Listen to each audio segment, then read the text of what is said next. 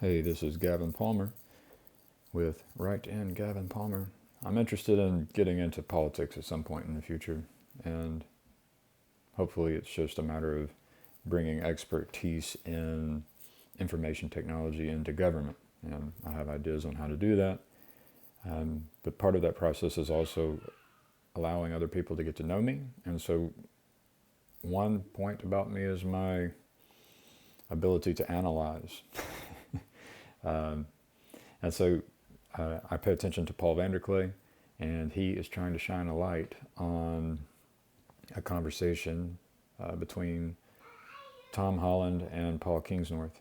And so, one interesting point that I want to highlight is related to the power of belief. And so, here we go.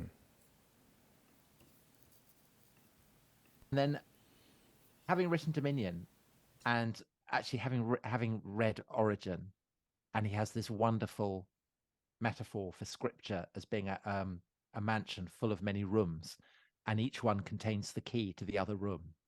So to unlock one of the doors, you have to find the key in the other room. It's like kind of idea of an enormous computer game or something. But I love that idea, and I thought I will read the Bible in that spirit. I will park my skepticism. I will park my what I kind of know about how and why these books came to be written, and I will read it perhaps as I kind of imagine Paul must have consulted scripture after his vision on the road to Damascus, trying to make sense of it, trying to see how these scriptures might shed light on the experience that he'd had and his understanding of who or what Jesus might have been. And it was probably even in terms of trying to make sense of the past, that one of the most valuable things I've ever done. I felt that I was slipping the moorings of 21st, 20th century skepticism, and that it was opening my eyes to how people in the past had seen the world, and not just Christians. It kind of opened me to the possibility of wonder and strangeness and connections that today we can barely even see. And I kind of feel envious of you, I guess, that you can do that all absolutely all the time, that you don't have to kind of set your mind in a special groove to get to that. I mean, I don't know. It's funny, because look, I studied history at Oxford as well, and so I have this critical mind, and there's always a tension probably in all of us between rationalism and romanticism, or rationalism and spirituality, because we're all us here anyway, sort of intellectual Western types. So there's always a critical voice saying, well, is that true? Is that true? But it's slipping the moorings of that. You have to slip the moorings of that, yeah. And the way you do that, that's what faith is. That's what the leap of faith is. That's where you take the jump and you say, I believe this. So I often hear people these days saying, well, I'm going to act like I believe this. But you have to go further than that. You have to say, I believe this, and just believe it. And the funny thing is, when you do. And so, when you believe things, it is powerful. It's very powerful. And for example, we can try to remember what it's like to believe in Santa Claus and how powerful that was. And we can try to, and like going through this castle and finding the key and unlocking the door, there's all of this magic that happens with regards to our belief. And so it is very powerful. It just transforms the whole world, which is inside you. It transforms how you see the world. And I think this is a very valuable practice, being able to set aside our skepticism and try to see the world through someone else's eyes, right? Like, how does a Christian see the world? And then I try to also value bringing the skepticism back in, because I have believed in Santa Claus. I have believed in that I had discovered a perpetual motion machine and spent 2 years of my life, claiming to have discovered the perpetual motion machine. So we can end up having a faith and a belief which is wrong, right? And what happens is it will cause us to behave in ways which don't correspond with reality. That can happen, and this is like, looking closely at this, it explains why there's so many different people who believe so strongly about different things, different worldviews, whether it's religion, whether it's politics, whether it's philosophy. So we have these believers in dogma. And then when I listened to Paul VanderKlay, he pointed at the story of Jesus walking on water and inviting to walk on water as well, and it requires a faith and a belief. And so because I know how to enter into a space where I have faith and belief, I did that 2 days ago with this idea of large language models and machine learning.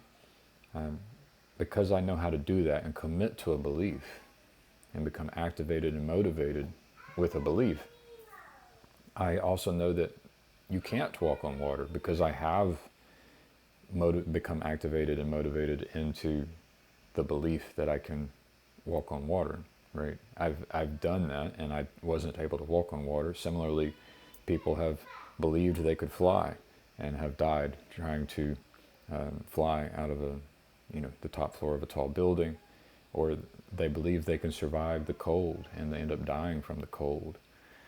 And so beliefs are powerful, but they're also very dangerous.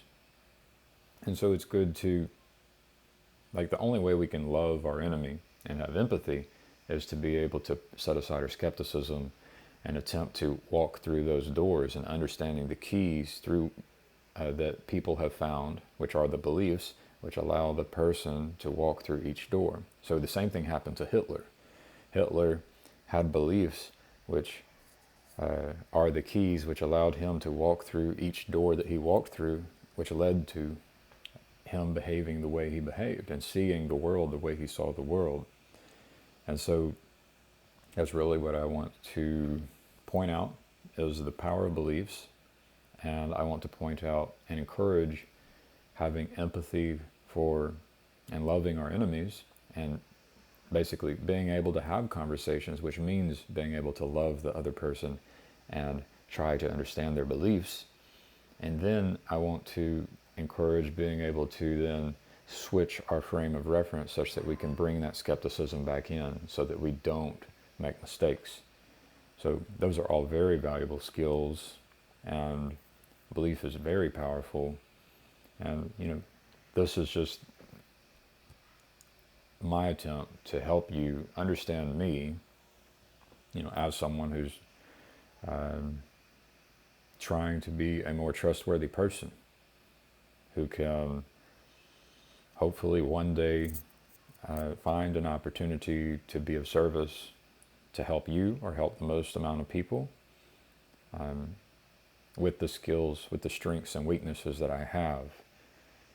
That's my goal, or that's one of my goals. I have many goals, including being a husband and a father, and keeping my employers happy and trying to help my employers. And I want to help all of these people I'm connected with. And it's challenging for us to manage these situations. But I do believe that loving your enemy is important. Being able to have conversations with people who have different beliefs and different interests, that's important. Being able to truly listen is important. And the only way to truly listen is to have that love and be able to set aside our beliefs such that we can, walk through those doors. For example, can we understand how Hitler became Hitler? And it requires that you have the capacity to set aside your beliefs, your biases, and as much as possible, and love Hitler, right? Love that human and understand how they stepped through those doors and became someone who caused so much harm. So that is very valuable. And I think that's something we should all practice. And that's the reason I like Paul VanderKlay. And I could say I love Paul VanderKlay and what he's doing, because he is trying to encourage us to be able to have these conversations and to be able to listen, which requires us to practice loving. And I would say in order to do that, we have to be able to practice setting our beliefs aside, which correspond with our skepticism, such that we can try and understand the other person's beliefs, those keys which allowed them to step through different doors as their worldview grew and developed, which shaped who they are. So it's practice, and I am not a very good listener. So, but I want to become a better listener. Just provide your comments in the YouTube video, below the YouTube video, if you're interested in this kind of activity where people try to be good people doing good work and doing it together. Hit that subscribe button and hit the like. I hope you have a good one.